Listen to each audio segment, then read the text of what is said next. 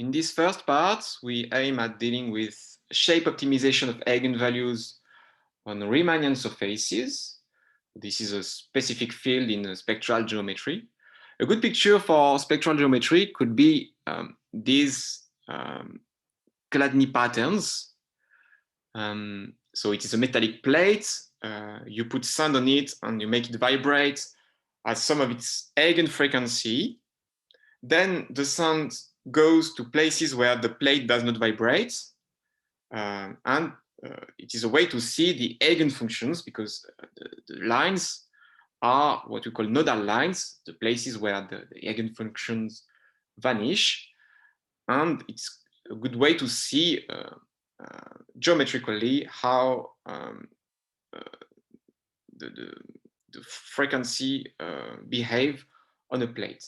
In our field, we aim at optimizing eigenvalues and eigenfrequencies with respect to the geometry of the plate. And in Riemannian geometry, we have a geometry which is curved and it is represented by the metric. So let me give a definition of Laplace eigenvalues. So we take a Riemannian surface without boundary, which is compact and connected, and we have a way to characterize its topology. It is orientedness and a number, the genus of the surface. Since we have a metric, we can define the area measure, and the Laplace operator on the surface. Notice that here there is a minus sign, so that the Laplace operator is positive. And since the surface is compact, it's well known that you have a sequence of eigenvalues in the spectrum, with the first eigenvalue being equal to 0.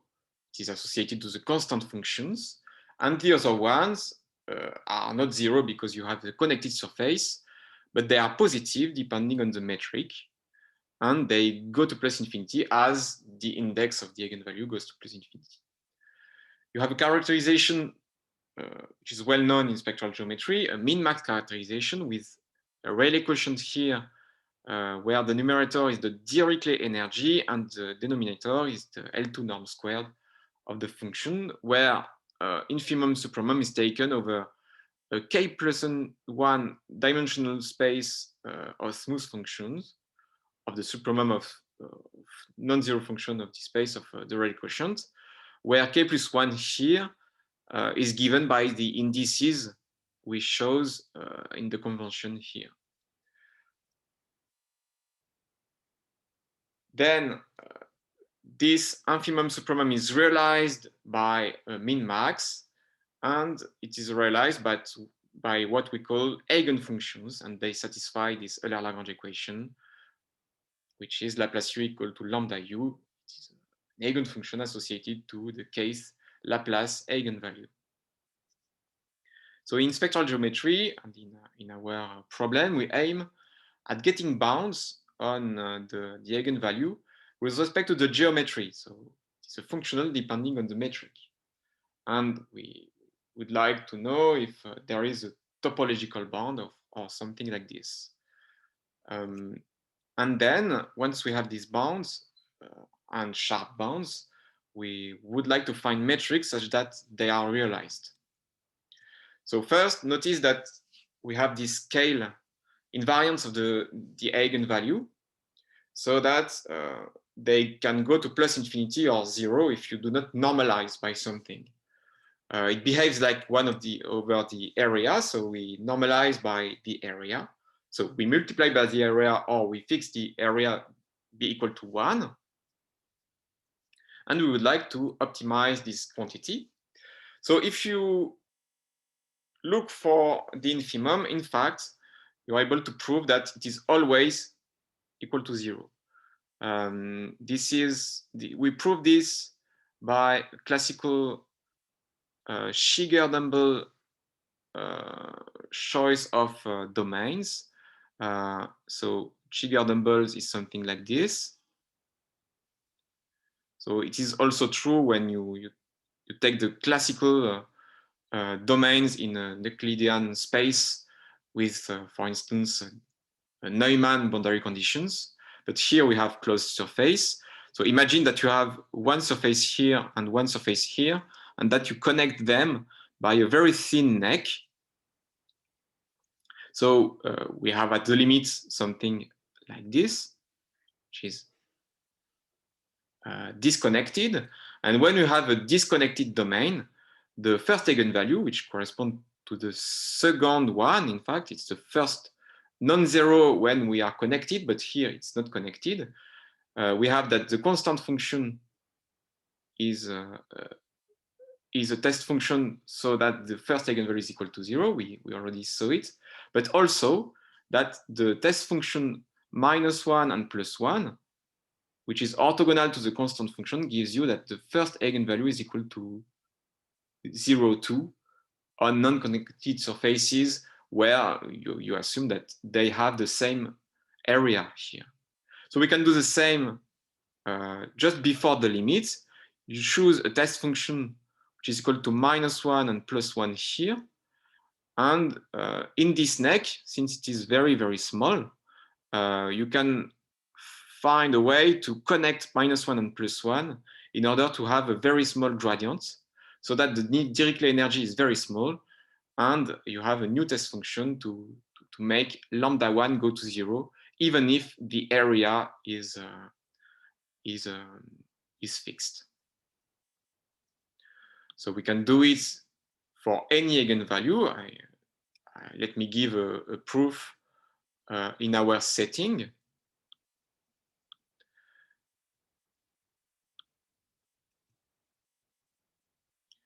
So a way to prove it is to take a metric, a sequence of metrics, which are conformal to a fixed one. So conformality is characterized by being a multiple by a smooth positive function of a fixed metric.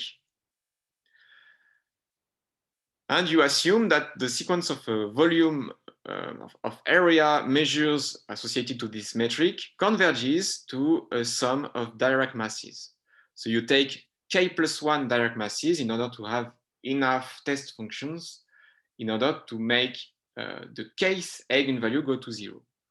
So we assume this. In some sense, the Dirac masses make the mass concentrate on one point, so that you have a kind of disconnection at the limits.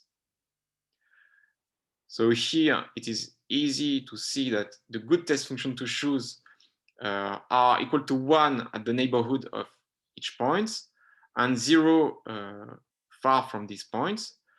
And if we choose the good radii for this test, for these cutoff functions, we can find a radius such that the Dirichlet energy is somewhat small as R goes to 0. In fact, this is classical capacity arguments, because a point has a capacity which vanishes. Then we choose these k+1 functions as test functions for our variational problem.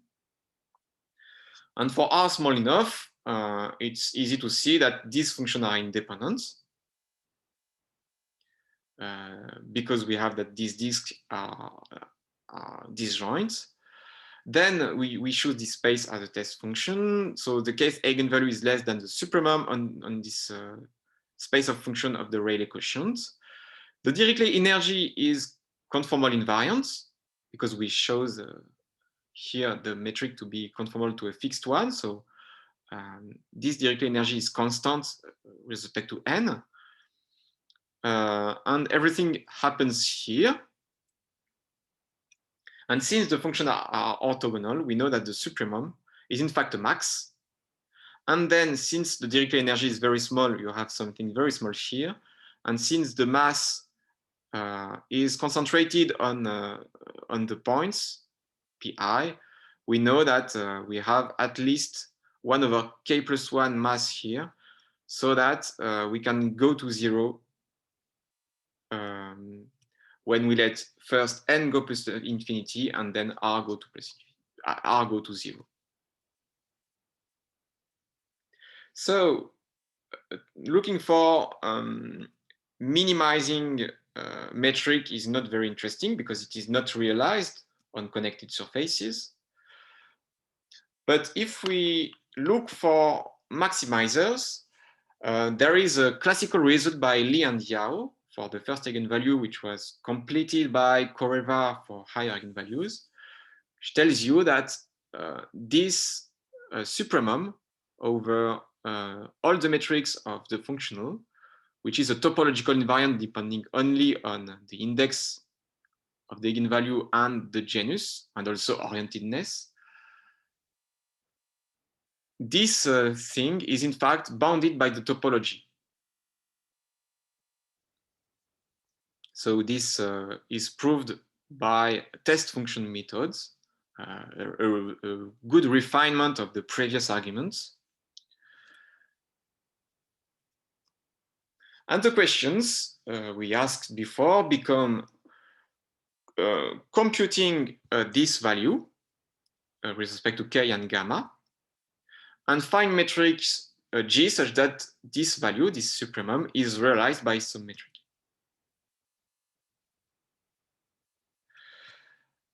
In fact, the proof of Li and Yao here is modeled by the case of the sphere. And in the case of the sphere, we answered both questions. It's a classical result by Hersch, and the argument is central in our field. So I will give you a short proof of this argument. So the supremum on the spheres of this functional with respect to the metric is equal to 8 pi. And it corresponds to the values for round metrics, because 4 pi is the area for the round metric, and the first eigenvalue is equal to 2 for round metrics. So before proving the results, I give you a remark about conformality. First, on the sphere, we notice that up to diffeomorphisms, there is only one class one conformal class of metrics, so that we can write this as a supremum over positive functions of the first eigenvalue.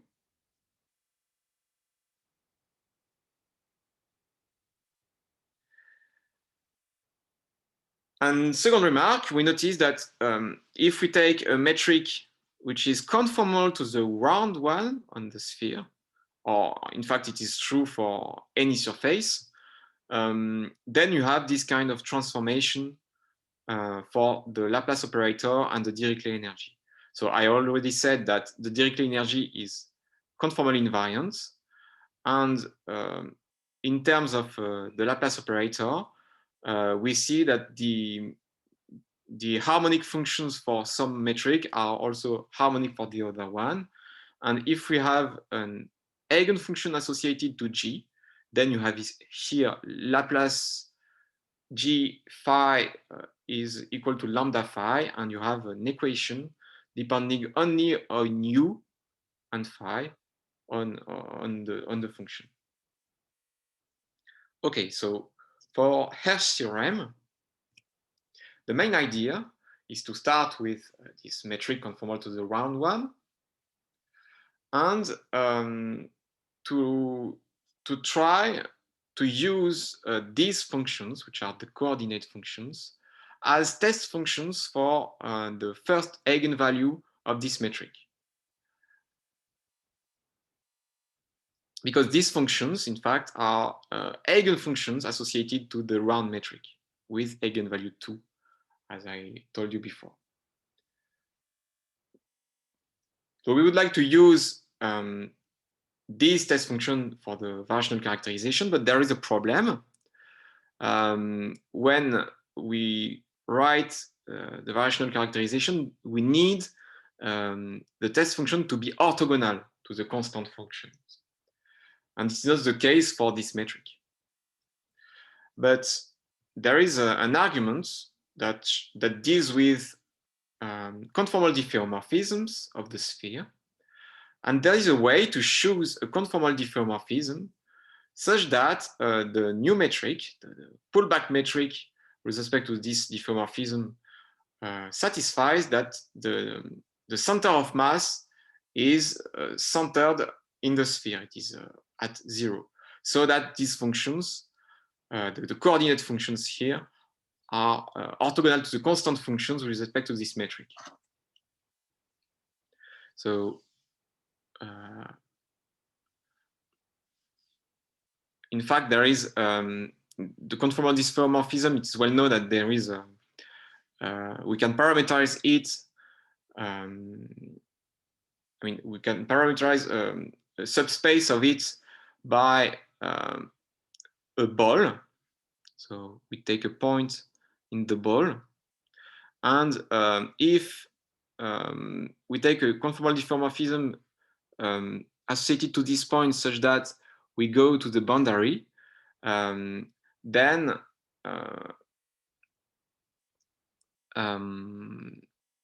this is going to be very big in one direction, and in the other direction you have a minus sign, so that when we have an intermediate position such that in one direction you can vanish the integral.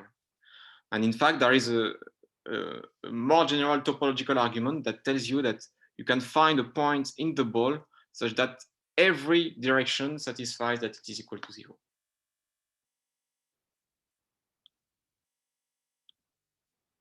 So once we have this, we use all these test functions for our variational problem. So simple remark, theta is an isometry when you consider the pullback metric here, so that the first eigenvalue of the pullback metric is the same as the first eigenvalue of G. Then you test the functions here, and you have this inequality since it is orthogonal to the constant functions. Then you compute the left side and the right hand side term with simple arguments. Since we have conformal invariance, you are equal to the one for the round sphere, and 8 pi over 3. And on the sphere, we know that the sum of xi squared is equal to 1, so that you just have to compute the area, and by isometry, you know that this is the area of G fixed to be equal to 4 pi. Then we sum this inequality, we multiply by the area, and we find the expected inequality. For the case of equality, so to prove that the round sphere is the unique maximizer, we use that all the inequalities here are equalities, and this proves that xi is in fact an eigenfunction for this metric. But then we use conformality for the Laplacian, and it is easy to prove that e to the 2v, the conformal factor, is in fact equal to 1, and that G is a round metric.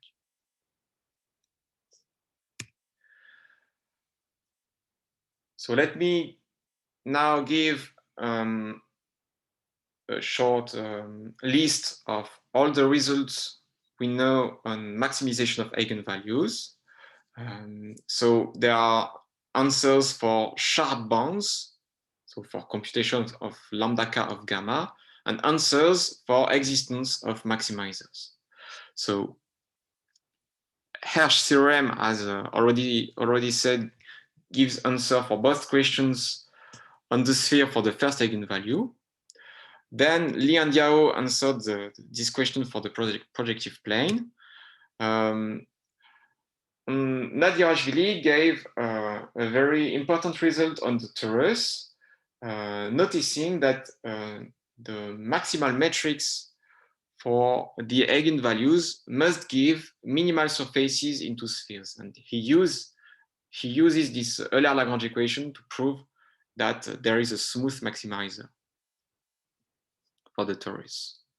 Then, with same kind of arguments, there is also a maximizer for the Klein bottle. And what's striking here is that there is a unique maximizer for the Klein bottle. In fact, there is also a unique maximizer for the torus. And here they are also unique up to conformal diffeomorphism. One interesting question would be, are the maximizers always unique? Or in fact, the first question you can ask is there a maximizer for any eigenvalue and any topology? The answer is no, because for the sphere, for k equal to 2, Nadirashvili and I proved that it's not the case. You do not have any maximizer. In fact, we can compute the lambda 2 of 0 is equal to 2 times the one for the first eigenvalue. And the maximizer would be a disjoint union of two spheres connected by a thin neck just before the limit. But we cannot realize this by connected surfaces. And another question is that if there is existence, is there unicity? And in Genus 2, these authors proved that it's not the case. There is a one parameter, at least one parameter family of maximizers for this case. And also, we notice in this case that metrics are not necessarily smooth. They can have conical singularities, which are natural in this problem because we have minimal immersions, and the conical singularities correspond to potential branch points of these minimal immersions. Then the story continued.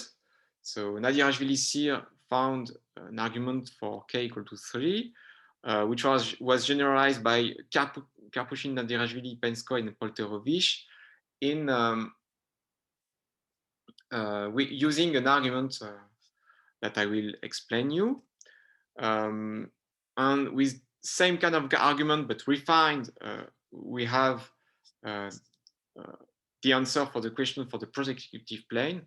And the answer for the three results here, also for k equal to 2, is that we do not have any maximizer, but the sharp bound, the sharp value, corresponds to a disjoint union of maximizer for the first eigenvalue. So here it is a union of k spheres of same area. And here it is a union of projective plane and spheres. But for existence question, we have recently a result by Mathiesen and Siefert for any topology.